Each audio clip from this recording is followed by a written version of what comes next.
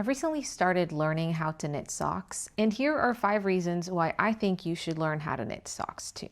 The first reason is that there are no seams at the toe, or actually at all. Obviously, this will depend on what kind of construction you go with, but most sock constructions that I've encountered don't really have any seams. So if you have sensory issues around sock seams, then this is a great way to avoid them. Reason number 2 is that you can customize your sock to fit your foot specifically. We all know that clothes made to fit us are just so much better, so much more comfortable, and so much more enjoyable to wear. And by knitting your own socks, you're extending that customization to your socks as well. Reason number 3 is actual design customization. There are so many different patterns out there. You can play around with techniques like cables and lace and color work, and you can make really fun socks to match your personality or your outfit. And the fact that they're quite small, if you want to try new techniques, you don't have to invest in like a really big project for them. Reason number 4 is that they're the perfect portable project if you enjoy knitting on the go.